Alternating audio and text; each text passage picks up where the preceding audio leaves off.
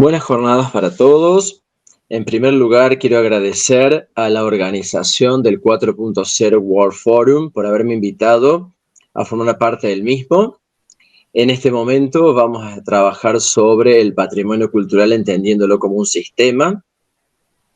Hace unos cuantos años, no mucho en realidad, no más de 10, 15 años, que se comienza a trabajar sobre la idea del patrimonio cultural asociado al sistema, entendiéndolo como un sistema, como un conjunto de elementos interrelacionados entre sí, a veces por elementos materiales, a veces por elementos inmateriales, que lo conforman como una unidad, como un conjunto. Por lo tanto, eso quiere decir que cuando yo intervengo sobre uno de sus componentes, estoy interviniendo sobre el sistema en su totalidad. Cuando después de la Segunda Guerra Mundial se comienza a tener conciencia de la finitud de los recursos culturales en función de los daños ocasionados por la misma, se entiende el concepto de patrimonio cultural asociado a la idea de monumento. Por lo tanto, se van a preservar o se intentan preservar, y de hecho se hacen, y se declaran patrimonio de la humanidad, los conjuntos o los elementos de escala monumental. Nadie va a discutir que el Coliseo Romano, el Partenón de Atenas, son patrimonio cultural y de la humanidad. Con el tiempo, nos empezamos a dar cuenta, o se empieza la humanidad a dar cuenta, que también había un tejido de escala modesta que debía ser preservado, que debía ser custodiado y cuidado para las generaciones futuras. A posteriori, se comienza a moldear, a crear un nuevo concepto, una nueva idea asociada al patrimonio cultural, que es el de bienes culturales, entendiéndolos como aquellos bienes que poseen experiencia, trayectoria, investigación, uso, que el paso del tiempo los ha caracterizado, los ha evaluado y que sobre todo la sociedad les da valor para poder considerarlos como tal. Luego, si yo conservaba solo el bien cultural y no el entorno o el área de amortiguamiento, y ese es el otro concepto que se comienza a asociar a la idea de patrimonio, se perdía esa dialéctica entre el bien y su medio. Por lo tanto, frente a situaciones de estados como los nuestros, en los cuales una normativa urbana, a veces flexible y permeable, hacía que el mismo monumento, el objeto que yo intentaba valorizar y preservar para las generaciones futuras, perdía su relación de ser con el entorno o el medio que lo rodeaba. Como decía al principio, hace unos 10 o 15 años, se comienza a trabajar con la idea de patrimonio cultural asociado a sistema, porque cada elemento, dialogando con otro, se conforma y se comporta como tal. Por lo tanto, cuando yo vaya a intervenir sobre uno de esos elementos, voy a condicionar las características y cualidades del resto del conjunto, del resto del sistema. Para eso debo entender, o para ello debo entender, la idea de ambiente. El ambiente es el contexto, la escenografía en la cual una especie nace, se desarrolla, se reproduce y muere. Si esa especie es el ser humano, entonces estamos hablando de el ambiente humano, el lugar, la escenografía, la escena, donde el ser humano nace, se desarrolla, se reproduce y muere. En ese accionar del ser humano se van dejando restos o se van creando bienes que a posteriori, si la comunidad lo cree como tal, lo va a considerar de valor patrimonial, lo va a transformar en un bien cultural. Siguiendo con esa idea, podemos compartir la definición de la arquitecta Liliana Reines sobre hábitat.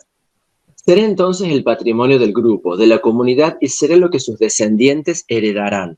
Porque en realidad, uno, si bien tiene la decisión de preservar el patrimonio cultural para el derecho a goce de nuestros coterráneos y de nuestros compañeros en esta etapa, en este momento, en esta contemporaneidad, en realidad la misión de quienes estamos en la preservación del patrimonio cultural es para las generaciones futuras, para que estos bienes se perpetúen a futuro, para que tengan derecho a goce nuestros descendientes culturales.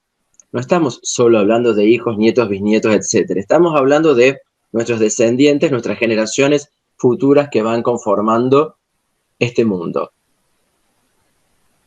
También la arquitecta Liliana Reines dice que habitar humanamente no es vivir meramente el presente, sino vivir históricamente. Habitar históricamente es reconocer la propia identidad en los lugares y objetos de la comunidad. Y esto tiene que ver con si yo preservo los bienes culturales, si yo preservo los sistemas culturales, lo que estoy preservando es la identidad de los pueblos. Porque hay una definición bastante simple y que siempre enseñamos a nuestros alumnos, nuestros estudiantes, que es que el patrimonio cultural es el referente material de la memoria de un pueblo. Entonces, en esos referentes, materiales o inmateriales, bienes culturales, yo me voy a referenciar, me voy a sentir identificado, me voy a caracterizar y voy a existir como parte de una sociedad de la cual conformamos y formamos partes también. Hay una definición que también a mí me resulta significativa de patrimonio cultural, es que el patrimonio cultural es más heredad que herencia. ¿Qué quiere decir? Que no es algo que yo voy a heredar para mí, para gozarlo yo solamente, o porque yo sea el dueño, quien ejerce el dominio sobre ese bien. En realidad, lo que yo debo hacer es arbitrar los medios necesarios para que ese bien se perpetúe. Ahí hablamos de heredad.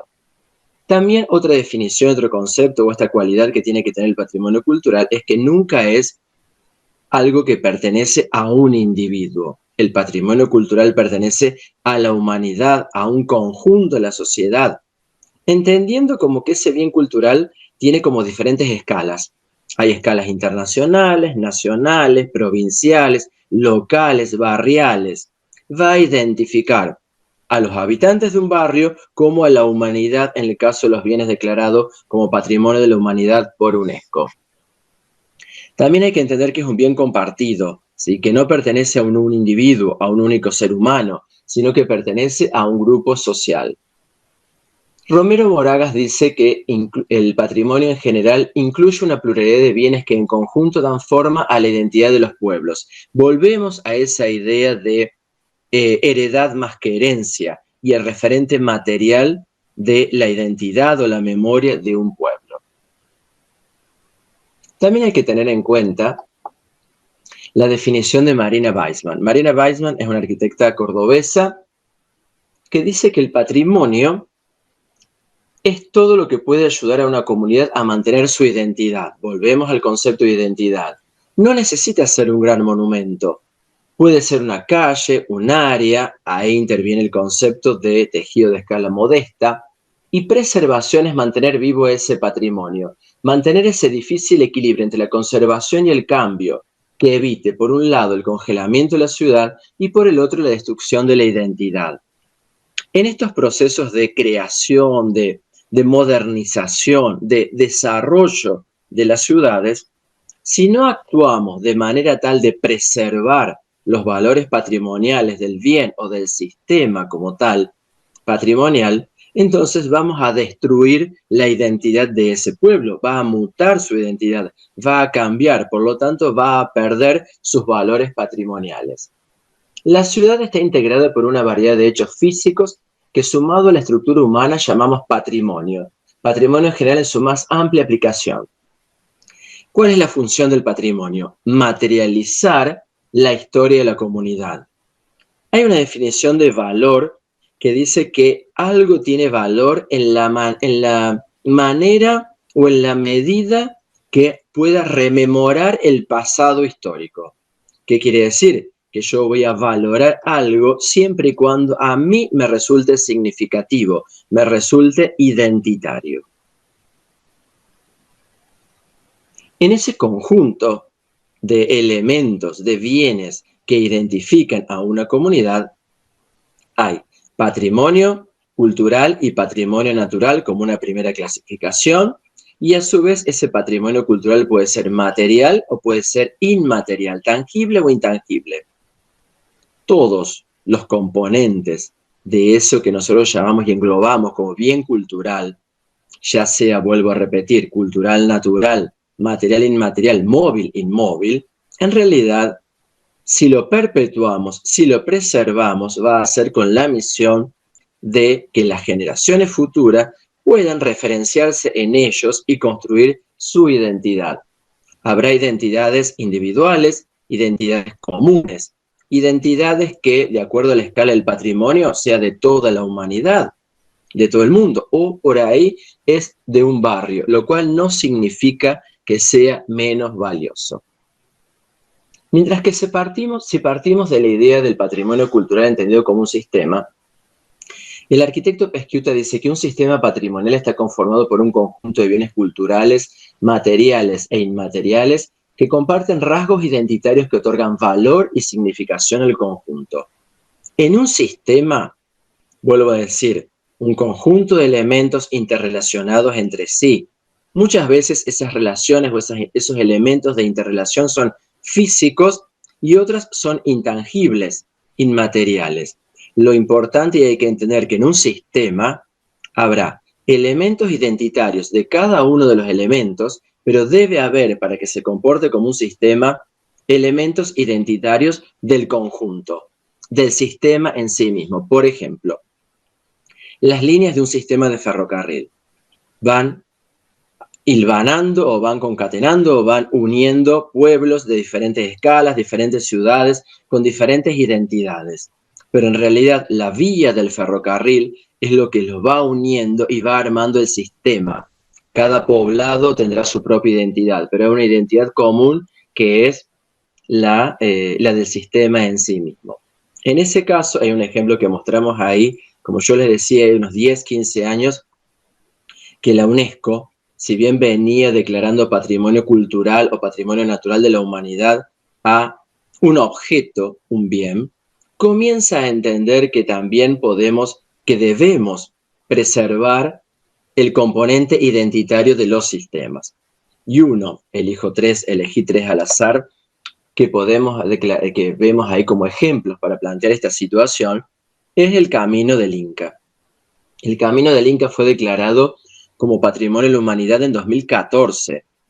Y en realidad ese Camino del Inca abarca diferentes países, abarca norte de Chile, noroeste de Argentina, Perú y llega hasta Ecuador y parte de Colombia. Son más de 30.000 kilómetros de redes que van pasando por diferentes poblados, por diferentes países y así y todo tienen una identidad común como sistema que hace que la UNESCO lo haya declarado como Patrimonio de la Humanidad. Otro ejemplo a tener en cuenta es la obra de Le Corbusier. Le Corbusier es un arquitecto suizo-francés que construyó en diferentes países del mundo objetos arquitectónicos. Se arma un expediente para declarar el conjunto de obras de Le Corbusier como Patrimonio de la Humanidad. ¿Por qué lo marco? Porque también Argentina tiene una obra declarada Patrimonio de la Humanidad dentro de este sistema, que es la Casa Curuchet, que se encuentra en La Plata. Fíjense todos los países que involucran las obras de Le Corbusier. Argentina, Francia, Bélgica, Suiza, Alemania, India y Japón. La UNESCO lo declara en el año 2016 al sistema como tal. Es un conjunto de obras que se encuentran en diferentes países, inclusive en diferentes continentes, y sin embargo puedo leer la identidad de conjunto, la identidad del sistema. UNESCO lo reconoce como tal a esa unidad y lo declara como Patrimonio de la Humanidad en 2016, como habíamos dicho, porque reconoce que es un lenguaje arquitectónico nuevo que significó una ruptura con el pasado. Por eso la UNESCO lo declara al sistema como tal. Y el otro ejemplo que traigo a cuenta en este encuentro, en este foro, es un patrimonio intangible como es el tango. A orillas del Río de la Plata, Uruguay y Argentina, ambos países se ponen de acuerdo y presentan ante la UNESCO el expediente para que el tango sea declarado Patrimonio de la Humanidad. Y la UNESCO decide declararlo como tal en el año 2009. ¿Por qué? Porque reconoce que entre esta mezcla de inmigrantes europeos, descendientes de esclavos y criollos, surgió una amplia gama de costumbres, creencias y rituales que se transformó en un distintivo cultural de identidad. a ambos lados del Río de la Plata, en dos países que, si bien tenemos un origen bastante común y identidades similares, somos dos estados totalmente distintos, somos dos estados distintos. Y sin embargo, la UNESCO lo declaró al tango como patrimonio inmaterial, porque el conjunto, la idea de sistema es lo que primaba en esa decisión. Sintetizando y concluyendo entonces, un sistema patrimonial es un constructo social, es la acción del hombre en sociedad, siempre el hombre solo no puede, o sí tal vez, pero en realidad, entendiéndolo como patrimonio cultural, es el hombre actuando en sociedad, lo que denominamos campo sociocultural, interrelacionándose con un territorio al cual podemos denominar campo físico-espacial, va a generar en esta relación, en esta interrelación social y territorial, van a quedar restos. Esos restos, esos bienes, son lo que, si la sociedad de conjunto le declara valía, lo va a considerar de valor patrimonial. De esta manera se van conformando redes sistémicas en el territorio, planificadas o no. Antes hablaba de un sistema ferrocarrilero que está planificado, obviamente, de plano. A veces esas redes no están planificadas, surgen espontáneamente.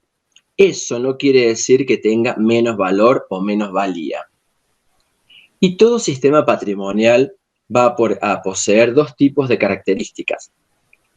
Características individuales a cada componente, como lo decíamos antes, pero también características comunes. Si no posee características comunes, no lo podemos considerar un sistema y se transformaría en un bien individual. Pero en realidad, si nos ponemos a ver y si podemos analizar, vamos a ver que podemos tejer o se deben tejer redes, porque preservando el sistema vamos a coadyuvar a que se preserve cada uno de esos bienes culturales. Hay procesos de territorialización y procesos de desterritorialización en esta cuestión de trabajar e hilvanar el sistema, así como hay redes de conexión y combinación entre los distintos elementos que lo conforman. El sistema es un conjunto de elementos concatenados o interrelacionados entre sí. ¿Cuál es la importancia de entender al patrimonio cultural como un sistema? Que cuando yo voy a preservar el sistema, garantizo que la mayor parte de los bienes que integran a ese conjunto se preserven para las generaciones futuras, vuelvo a decir. No tanto para nosotros, sino para las generaciones venideras. De esta manera, doy finalizada la charla. Agradezco que me hayan escuchado. Vuelvo a agradecer a la organización por haberme invitado. Muchas gracias y seguimos en contacto.